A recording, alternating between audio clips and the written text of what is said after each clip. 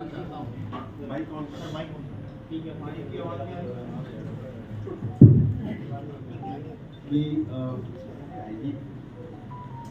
जिस दोहरे हत्याकांड तफ्तीश पुलिस कर रही थी, उस तफ्तीश के दूसरे आरोपी जावेद को पुलिस ने आज गिरफ्तार किया है और गिरफ्तार करने के बाद उसे पूछताछ की गई है। पूछताछ में जो कुछ भी उसने बताया है, जो सीक्वेंस ऑफ इवेंट्स बताया है, उसके बारे में मैं आप लोगों को संक्षेप में अवगत कराना चाहता हूँ। उसका ये कहना है कि दोनों भाई एक बार्बर शॉप पे वहीं काम करते थे जो पीड़ित परिवार के घर के बिल्कुल सामने है। वहाँ करीब 4-5 सालों से काम करते थे और जो भाई था साजिद, उसका पीड़ित परिवार से वाकिफ भी थी, उसके यहाँ उनका आना जाना भी था। घटना के दिन की बात उसने बताई है कि वो लोग जैसे रूटीन में हर दिन वो 8 साढ़े 8 के आसपास अपने गांव से चल करके मोटरसाइकिल से आते थे। वो दोनों आए और उस दिन उनका भाई थोड़ा गुमसुम भी था। साजिद की बात कह रहा हूँ। जावेद ने अपना काम नॉर्मल तरीके से शुरू किया। उसने कई लोगों की शेविंग भी की, बाल भी काटे। 10 साढ़े 10 के आसपास जो साजिद था उसने कहा कि उसे कुछ दिक्कत आ रही है। वो किसी डॉक्टर के यहाँ जाने की बात करके गया और करीब 1-1:30 के आसपास वापस आया। वापस आने के बाद उसने कहा कि उसकी तबीयत खराब हो रही है। यहाँ पे मैं आप लोगों को ये भी बताना चाहूँगा कि पूछताछ में ये भी तथ्य निकल के आए हैं कि साजिद बचपन से बहुत बीमार रहता था और उसके पिताजी ने उसको पीर और यहाँ जो छोटे सरकार और बड़े सरकार हैं वहाँ भी उसको काफ़ी ले करके उसको दिखाया। इनफैक्ट 10 साल की उम्र में जब वो काफ़ी बीमार पड़ गया था और उसको वो ठीक नहीं हो रहा था तो उसके पिताजी ने वहाँ एक झोपड़ी डाल दी थी बड़े सरकार में और बच्चे को लेकर के वहाँ काफ़ी समय तक रहते उसको ठीक कर।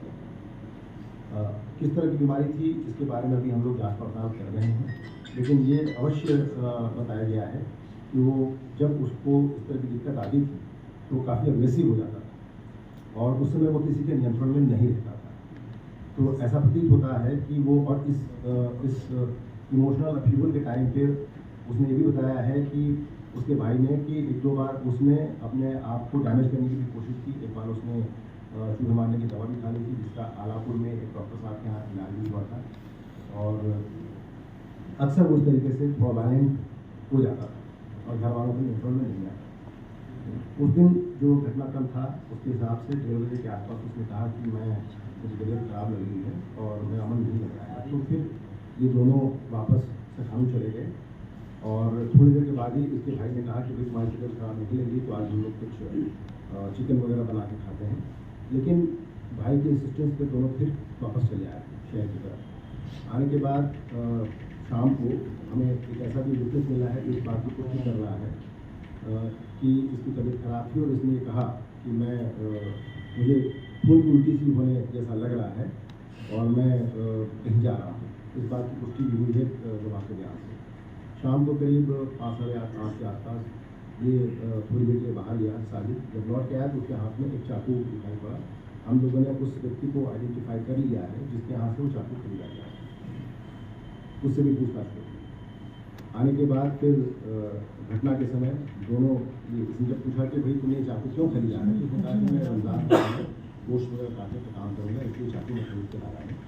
उसके बाद दोनों इसने बताया कि मुझे किसी काम से पीड़ित विनोद के यहाँ जाना है। विनोद के घर के जाने से जब ये दोनों बाहर निकले तो विनोद के घर के अंदर चला गया और जा करके उसने वहाँ घटनाक्रम को अंजाम दिया। जब इसने देखा कि वो नीचे से ही देखा कि वो खून से अपने कपड़ों में वहाँ छत पर दिखाई पड़ा तो ये घबरा गया। वो नीचे आए और दोनों भाई वहाँ से जब भागने का प्रयास कर रहे थे तो पब्लिक के द्वारा उनको पकड़ने का प्रयास किया गया, लेकिन दोनों वहाँ से मौका देकर के छूट के निकल गए। उसके आगे का घटनाक्रम मैं पहले भी आपको बता चुका हूँ। जावेद तो भाग गया था, साजिद भी भाग गया था। फिर थोड़ी देर के बाद पुलिस की सूचना मिली कि दर्ज के कदमों में एक व्यक्ति शिवपुर के जंगलों के आसपास दिखाई पड़ा है।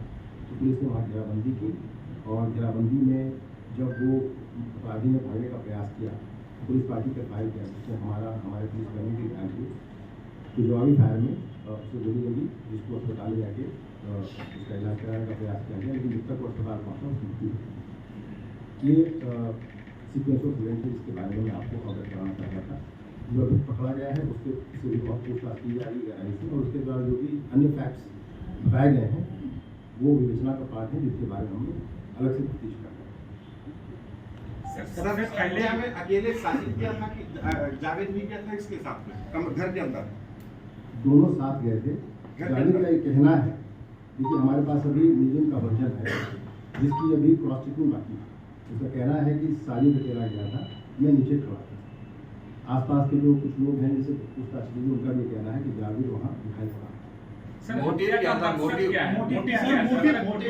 मोटिव के बारे में मैंने पहले ही आपको बताया है। एक बात तो ये निकल के आ रही है कि वो मानसिक रूप से थोड़ा परेशान था, अग्रेसिव नेचर का था, वायलेंट था, और ये भी बात समझ में आई है कि शादी भी उसकी बहुत दिक्कत में थी, क्योंकि शादी उसकी अभी से 3-4 साल पहले हुई थी, और कई कोशिशों के बावजूद भी उसकी वाइफ को बच्चा नहीं हो पा रहा था।